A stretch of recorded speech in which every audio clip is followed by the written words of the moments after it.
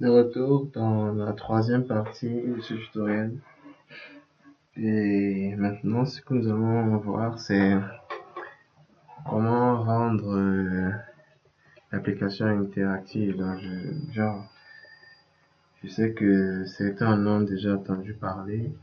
Les notions d'interaction humain-machine, dans les notions IHM, interaction humain-machine. En fait,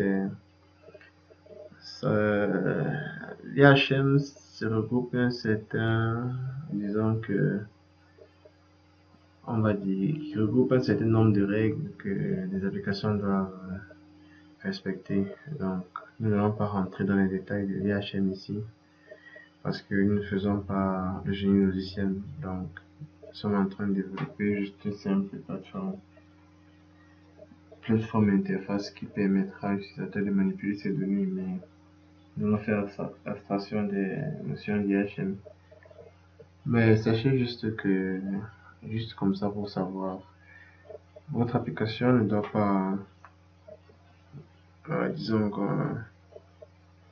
l'application doit pouvoir communiquer en fait avec l'utilisateur d'une certaine façon. Donc, c'est un peu comme si vous étiez derrière l'application et puis vous demandez une information à l'utilisateur pour réaliser un traitement et à la fin, vous envoyer un résultat du traitement euh, effectué. C'est en fait c'est un peu ça l'idée générale du IHM. Donc, ce qu'on va faire tout simplement ici, c'est voir comment rendre notre programme interactif, dans le sens que lorsque l'utilisateur entre une valeur, que l'application puisse communiquer avec lui, quoi. Par exemple, on sait que le problème que l'on veut résoudre a deux paramètres. Et ça veut dire quoi? Ça veut dire que pendant que l'utilisateur est en train de fournir à l'application des paramètres d'entrée, si le nombre de données mesurées est inférieur au nombre de paramètres, on peut faire en sorte que l'application lui dise que le problème actuel qu'il veut résoudre est sous-déterminé et on peut décider que l'application ne traite que les problèmes surdéterminés. Disons qu'on va même considérer comme ça, on va considérer ça pour un premier temps. Alors, je pense que c'est mieux, je pense que c'est mieux. Donc, on va considérer cela pour un premier temps. On va considérer que l'application ne traite que les cas surdéterminés et dans la mesure où le problème est sous-déterminé, que l'application ne fournisse aucun résultat. Et je pense que c'est une bonne entreprise une bonne entreprise en termes d'introduction. Alors, de quoi est-ce qu'il est question concrètement? Lorsqu'on exécute notre code, l'interface apparaît, mais par exemple, si j'entre une valeur ici, j'entre une autre valeur ici, et que je clique sur ajouter la donnée, rien ne se passe en fait. Ouais, ça ajoute la donnée nulle part, ça ne modifie l'état d'aucun objet sur l'interface. Ici, l'interface est figée, il n'y a encore rien de, il n'y a encore aucune fonction en back-end, quoi. Alors, ce qu'on va faire maintenant, c'est que on va voir comment pour ajouter les fonctions de back-end. On peut ajouter les fonctions de back-end pour tous ces objets qui sont sur la fenêtre. Mais nous allons ajouter uniquement pour ceux qui sont là où c'est nécessaire. On va ajouter une fonction peut-être ici, ici. On va ajouter une autre ici. On va ajouter une autre ici aussi. C'est tout. Ok. Bon. La propriété qu'il faut altérer pour ajouter une fonction en back-end, c'est la propriété callback. Vous pouvez voir ça, je pense. Non, pour voir ça, il faut cliquer sur un objet qui admet des callbacks. Par exemple, ce bouton, voilà. En fait, ce qu'on attend par callback, c'est tout simplement une fonction qui s'exécute en arrière-plan, en fait. Tout simplement, c'est une fonction de back-end. Donc, c'est une fonction qui réalise une tâche en arrière-plan. On va faire un exemple, quelque chose d'assez simple. Imaginez un instant que lorsque je clique sur Plot Data, non, pardon, sur Add Data, que les valeurs qui sont dans le tableau changent et deviennent des valeurs, que les zéros se changent en 1. Oui, on peut faire ça pour un début. Bon, pour le faire, ce qu'il faut, c'est créer une fonction secondaire qui sera la fonction de backend à attribuer au bouton. Dans cette fonction, on a dit, on va changer la propriété de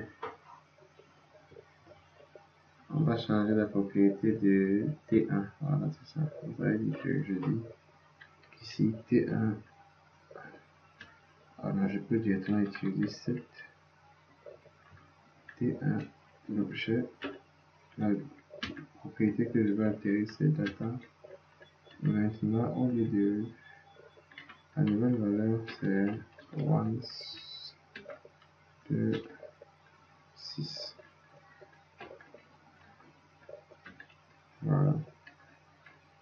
Là, on a altéré, on enregistre ça, on va appeler ça callback T1 et on enregistre.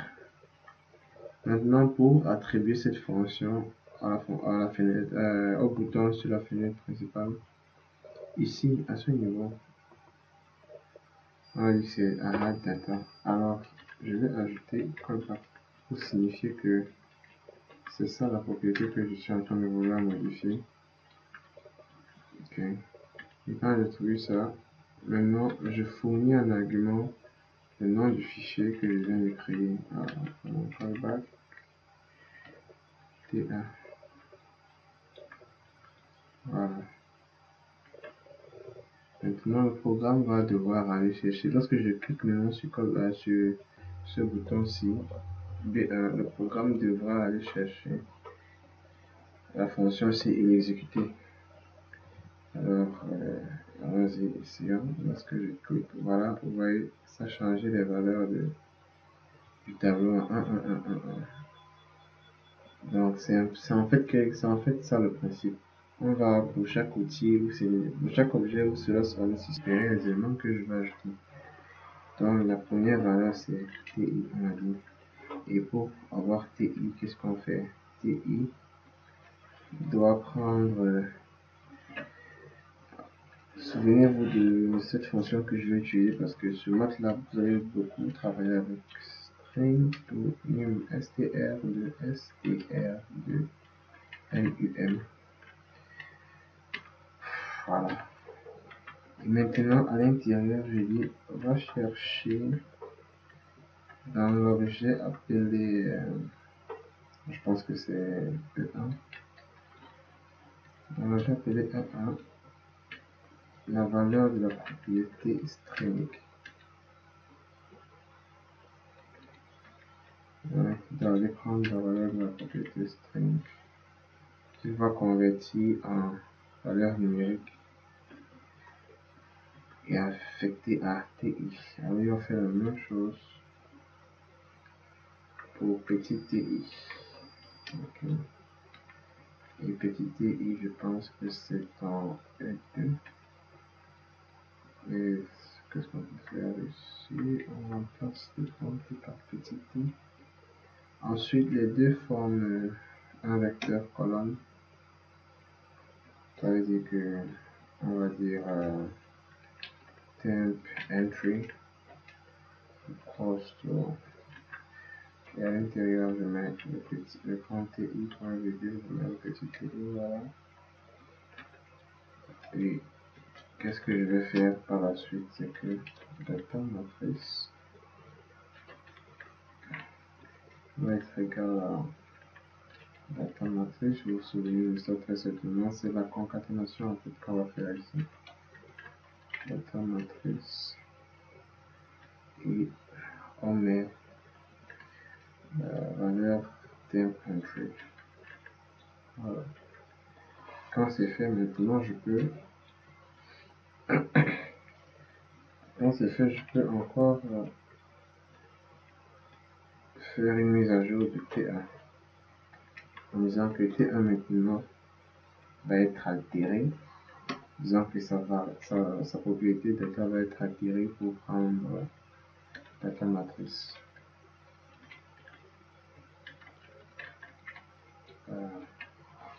Et là maintenant vous verrez que au fur et à mesure qu'on va entrer les données, le programme va faire une mise à jour le programme va faire une mise à jour de l'interface. Alors c'est simple, on va essayer. Prenons par exemple à 2 jours, on a mesuré une concentration de 58% peut-être. Il entre. Oh, très important, il faut toujours savoir vérifier les bugs. Voilà, le premier bug c'est que, et je pense que c'est même le seul, j'ai mis D au lieu de mettre DI. Vous voyez, c'est très important la notion de nomenclature des variables. Ça arrive même au plus grand, je vous assure. Tout le monde peut tomber. Il faut faire très attention. Alors on va relancer. On dit qu'à 2 jours, on a 58%. On ajoute, voilà. Ensuite, on dit qu'à 4 jours, on a 56 par exemple. Voilà. Ensuite, on dit par exemple qu'à 6 jours, on a 50. On ajoute. Vous voyez que plus on va ajouter des valeurs, plus l'état de l'interface va changer. Donc, mettons ici 47. Ouais, ça va continuer, ça va continuer, ça va continuer. Alors, la deuxième chose que l'on peut faire, comme je disais tout à l'heure, c'est que on a prévu que, on a convenu que l'application va travailler uniquement dans les cas surdéterminés. C'est une restriction que l'on a fait à l'application, mais ça ne veut pas dire que c'est toujours comme ça. Vous pouvez décider d'améliorer, de faire en sorte que le programme tienne compte dans les deux cas, du problème surdéterminé, du problème sous-déterminé. Disons que nous, c'est juste un cas école. On essaie juste de montrer comment est-ce que l'on a le problème qui est posé et puis on développe un module pour résoudre le problème. Voilà.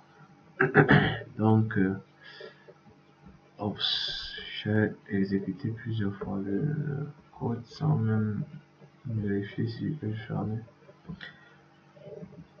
Donc, la deuxième chose que l'on doit faire, c'est que toujours dans cette fonction, à chaque fois qu'il entre, on doit comparer la taille des données mesurées au nombre de paramètres. On a dit qu'ici, on a des paramètres M1, M2. Ça veut dire que quand il a entré, après la concaténation au niveau de data matrice, ici, on fait une comparaison entre la taille de data matrice et la taille de data matrice et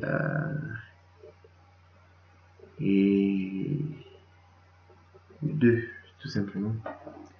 Bon, pour faire la comparaison, j'aurais juste besoin de prendre par exemple une ligne de data matrice. Ça veut dire que je vais dire comp, je vais appeler ça comp tab qui va être égal à data matrice. La première ligne c'est 1,2 points. Bon, lorsque j'ai ça, je peux maintenant récupérer le nombre d'éléments dans. C'est-à-dire, je dis que quand n est égal au nombre d'éléments contenus dans comp tab. Voilà. Et ce que je fais, c'est que je vais ici à ce niveau mettre une structure de comparaison. Ainsi, quand n est supérieur à 2, strictement supérieur à 2. Si quand strictement supérieur à 2, 7. Qu'est-ce qu'on veut altérer comme objet? On veut altérer le dernier, je pense bien. Non, c'est L4, je crois. Cette L4, la propriété qu'il faut altérer, c'est la propriété string. Ensuite, la valeur qu'il faut mettre, c'est le problème est surdéterminé et sera résolu. Oh. Ok. Et on dit que dans le cas contraire, bon, je vais juste reprendre parce qu'il faut vraiment optimiser le temps. Dans le cas contraire, le problème il va être considéré comme sous-déterminé. Et on a dit que dans le cas de cet exercice, il ne sera pas résolu. Le problème est sous-déterminé. Oh. Il ne sera pas résolu.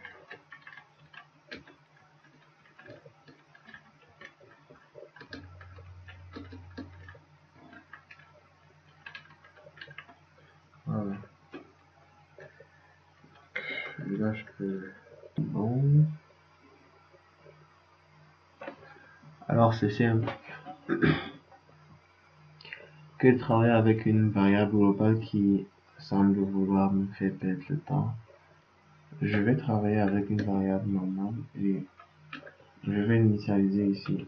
Tout en sachant que dans le workspace de MATLAB, lorsqu'une variable a été créée, elle peut être utilisée par toute autre routine, donc tout autre script secondaire, si vous voulez, différent de fonctions secondaires. Et là, je peux exécuter et voir en quoi ça me produit le même résultat que tout à l'heure. En fait, c'est plus censé se reproduire. En tout cas, j'espère. Voilà. Là, maintenant, c'est bon. Le problème est sous-déterminé, ça va pas résolu. Donc, vous voyez que il y a des avantages qui coûtent cher lorsqu'on n'est pas bien étudié. C'était une facilité. Travailler avec une variable globale, c'était une facilité, mais qui nous coûtait longtemps parce que il faut noter que l'objectif de cette vidéo, c'est vous montrer comment est-ce que l'on multiplie un module type interface, tout simplement. Maintenant, c'est à vous de voir lorsque vous serez bien familier à la pratique de conception interface. Quitte à vous de voir si, de voir dans quelle mesure vous allez améliorer votre module. Ok. Maintenant, nous pouvons continuer. Supposons que ici déjà tout fonctionne bien. Si j'ajoute encore une donnée ici, peut-être 4 là et ici 45. Problème sous-terminé. Ensuite, j'ajoute suite. 7, 87, ok. Et une autre valeur, n'importe. Et l'état change. Parce que le nombre de données dépasse le nombre de paramètres qu'on a fixé. Donc c'est bon ici, ici c'est un bug. Et puis on passe à la suite. La suite c'est afficher le graphe ici et réaliser l'opération souhaitée. Ok. Ça veut dire quoi? Concrètement, ça veut dire que le bouton plot, c'est-à-dire ce bouton-ci, doit aussi avoir une fonction de callback. Et cette fonction est celle qui sera chargée d'altérer l'état de mon axe et en même temps aussi de sortir un résultat. Donc pour le faire, nous allons tout simplement procéder de la même façon qu'en haut et ajouter une fonction. Donc commençons par créer cette fonction. Bon, c'est pas vraiment une fonction, disons que c'est une routine ou une procédure, mais c'est beaucoup plus une routine ou un script qu'une procédure parce que les procédures aussi s'écrivent comme des fonctions. Bon, ici il est question de récupérer, je pense que dans la résolution du problème, nous avons besoin de DI. Ah oui, d'accord. Il est question de former la matrice G d'abord, dans un premier temps. Former la matrice G et ensuite de résoudre le problème. De résoudre le problème au sens des nombres carrés et obtenir une solution qui sera sous la forme de solution de problème surdéterminé au sens de la norme LD.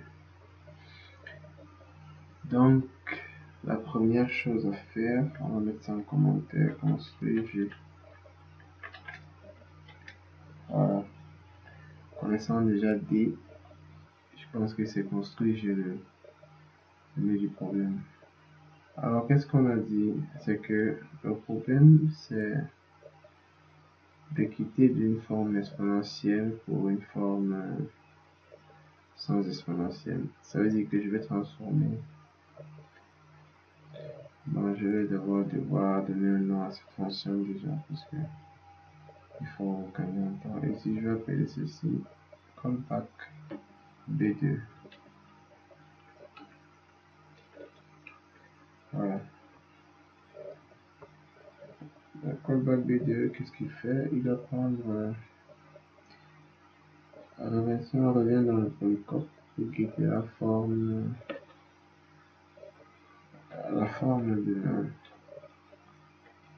de J, c'est important, très important. Donc J sera de cette forme-ci. 1Z1, 1Z2, 1Zn. Ok, Z étant les valeurs, les temps de mesure dans les T en jour. Et maintenant, ici, les T ici seront les logs de Ln. Nous avons déjà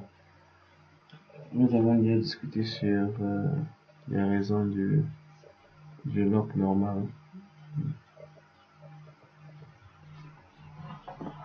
Non, le log en base 10. Donc, c'est ce que nous allons utiliser ici. Je voulais aussi rappeler juste comme ça que c'est aussi possible pour résoudre cette question, on aurait aussi pu travailler avec le logarithme défini en base 10. Tout simplement, il y a un lien entre le logarithme défini en base 10 et le logarithme népérien. Lorsque vous avez établi le lien, si on sait que c'est le logarithme népérien de exponentielle de x qui est égal à x, je peux donc maintenant remplacer le logarithme népérien par sa fonction en base 10, c'est-à-dire logarithme base 10 divisé par 10. Et ça veut dire que log 10 de x sera donc égal à 10 fois, ouais, je pense bien, 10 fois m1 plus, disons, 10 fois le paramètre en argument d'exponentielle, quoi. Ok, donc c'est aussi possible en fait, c'est une alternative. Pour ceux qui ont l'habitude de travailler avec log décimal, vous voyez, c'est une alternative. Un problème posé peut ne pas avoir une seule approche de résolution, comme je disais pendant le cours. Il est intéressant d'explorer le maximum d'approches possibles lorsque vous travaillez. Mais quoi qu'il en soit, pendant que l'on corrige l'exercice en classe, on peut décider de choisir une seule approche pour corriger l'exercice. Mais c'est parce qu'on a utilisé une approche que c'est l'approche universelle, il devrait normalement avoir une autre façon de faire. Il y a toujours, moi, en besoin que, en ma connaissance, en mathématiques, il y a toujours plus d'une façon de faire les choses, toujours plus d'une façon.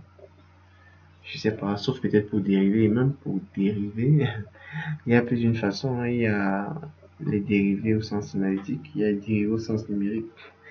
Bon, c'est vrai que c'est pas vraiment ça, mais ça explique un peu.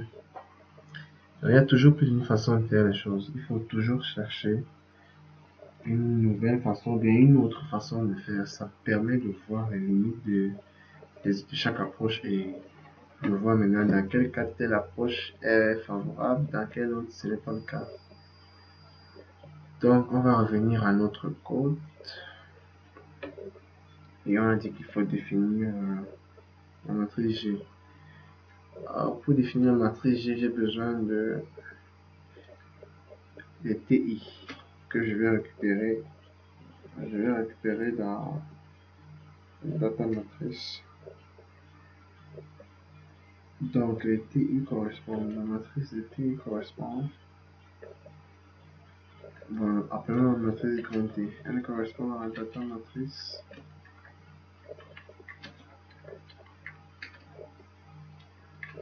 Elle correspond à la data matrice, première ligne.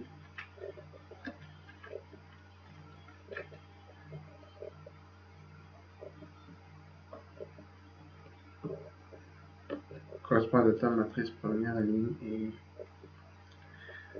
Qu'est-ce qu'on veut encore? Voilà. Bon, disons que pour K allant de 1 jusqu'à la taille numérique nombre d'éléments compris dans la matrice cardinale de T. Donc pour K allant de 1 jusqu'à numérique de T, qu'est-ce qu'on fait? On définit une matrice G. Ah non, il faut...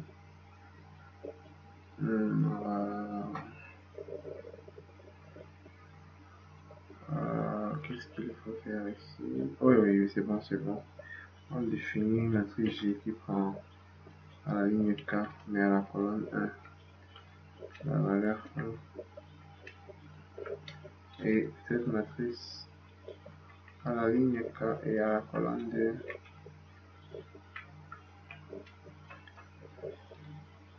elle prend la valeur de TK. Voilà. Ici, on a déjà G. Qu'est-ce qui reste maintenant? C'est trouver les paramètres, n'est-ce pas? Bon, maintenant, pour trouver les paramètres, il me faut le vecteur D. Le vecteur D égale à data matrice en deuxième ligne. Et ici, il faut rappeler-vous que c'est...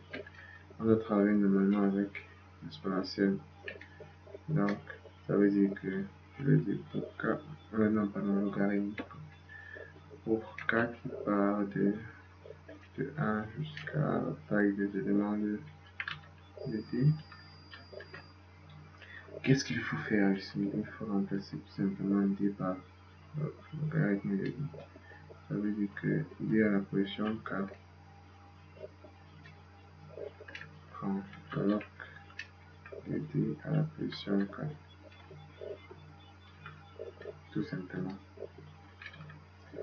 Voilà. Maintenant, quand c'est fait, qu'est-ce qu'il faut? Quand c'est fait, qu'est-ce qu'il faut? Réfléchissons, qu'est-ce qu'il faut? Bon, quand j'ai déjà G et j'ai déjà D, je peux chercher la solution, n'est-ce pas? Puisque c'est très bien. Bon, nous allons profiter de la simplicité de certaines opérations sur MATLAB. Ok. En commentaire, remettons d'abord la forme au sens du monde carré. C'est J. On va chercher l'inverse de G'. G' étant la transposée G', que l'on va multiplier avec, normalement, on va multiplier avec G', qu'on va multiplier avec D. Ma foi, je pense que c'est ça la solution. Ça veut dire que je pose M, que M comme étant le paramètre estimé égal à inverse de G' fois G. G' fois G. Ok. Que je multiplie encore par G'.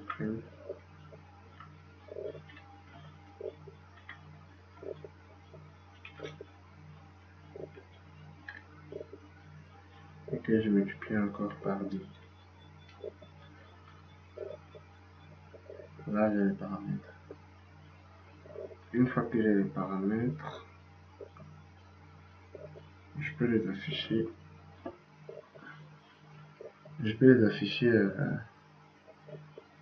Au niveau de l'écran. Je vais vous montrer, une fois de plus, je vais vous montrer un autre outil intéressant. Cet outil, c'est tout simplement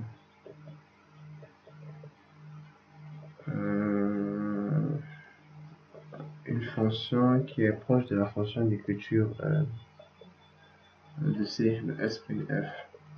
Ok. Je peux décider de créer une fonction que je vais, une variable pardon, que je vais appeler SMS. Et dans cette variable, je formate une instruction d'affichage par S'(F). Et S'(F), il doit prendre le message. Les paramètres obtenus sont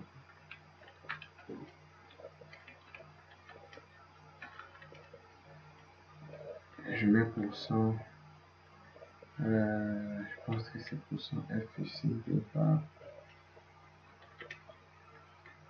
Je mets ici M1 égale %F. À la fin de %F, je mets pas les unités. Je mets M2 égale à %F aussi. À l'endroit où il y a %F, normalement, ce que le programme va faire, c'est qu'il va prendre des valeurs. Il va prendre des valeurs que je vais fournir à l'argument ici. Principalement M à la position 1 et à la position 2.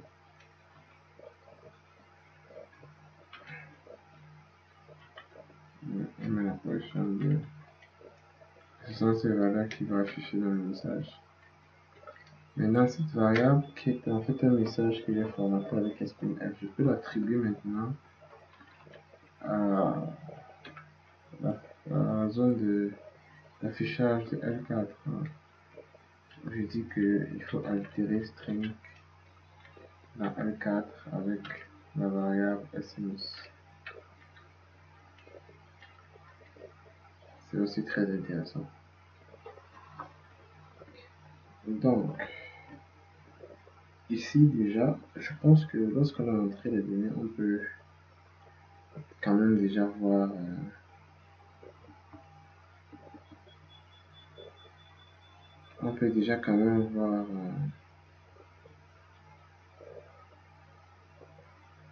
les paramètres estimés.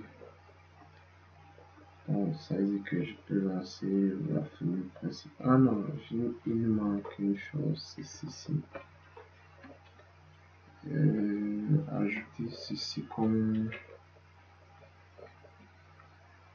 altération propriété à... Voilà. Donc à ce niveau, je dois maintenant greffer la nouvelle fonction ou le nouveau script que je viens de rédiger. Je vais greffer au deuxième bouton, le bouton plot data. Et ce que je fais, c'est exécuter pour voir si le test fonctionne bien. Donc en entrée, on met par exemple ici 2 et ici on met 6. On ajoute. Ensuite, après 2 jours, imaginons qu'on a mesuré à 6 jours et on a obtenu 4. Et on ajoute. Imaginons qu'on a mesuré encore à 9 jours et on a obtenu 3,2. On ajoute.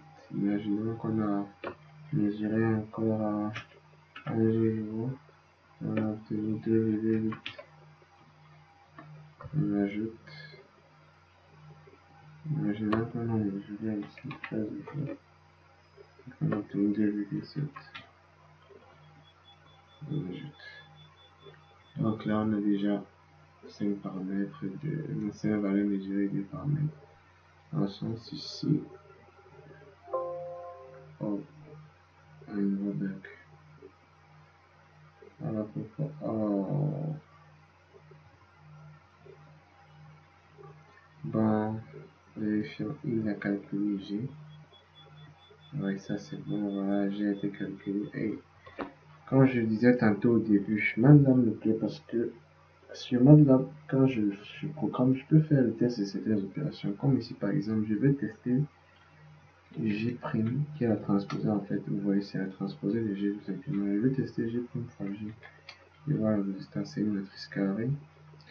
Ensuite, je vais tester le résultat de inverse de G' fois G. C'est-à-dire que je vais à ce niveau-ci faire inverse de G' fois G.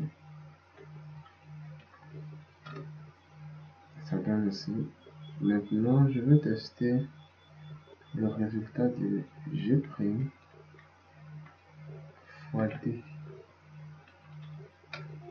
Ok, c'est là où il y a un problème. Vous voyez, c'est de ça qu'il est question. Avec MATLAB, je peux faire ces tests-là. Alors ça veut dire qu'en réalité, ce que je dois faire, c'est plutôt G' fois D'. Et ça donne.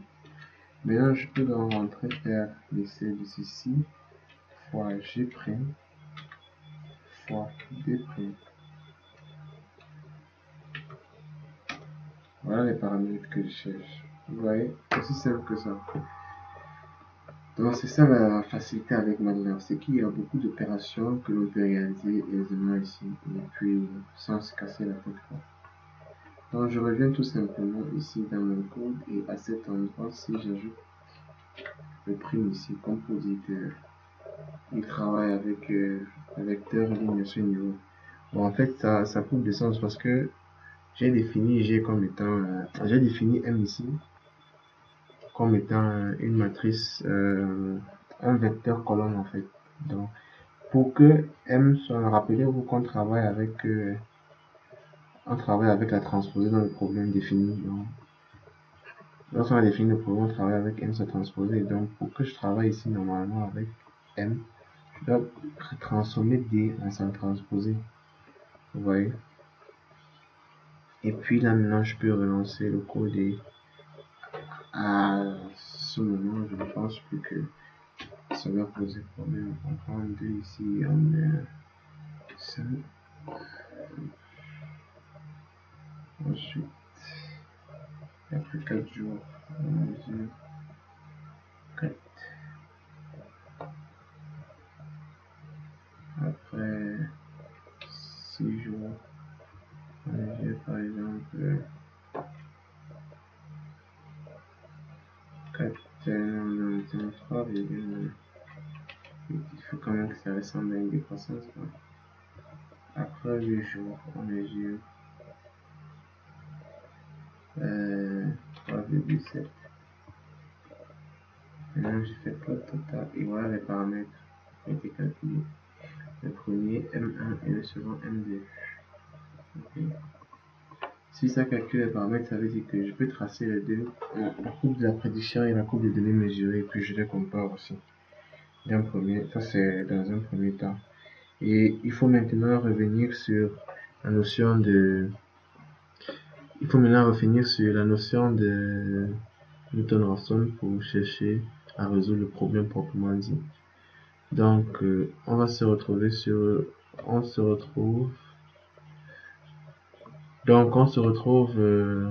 dans la 4e partie pour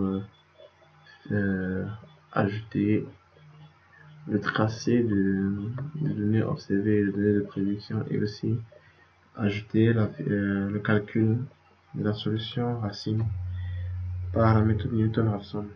Alors, sur ce, je vous dis rendez-vous à la prochaine vidéo.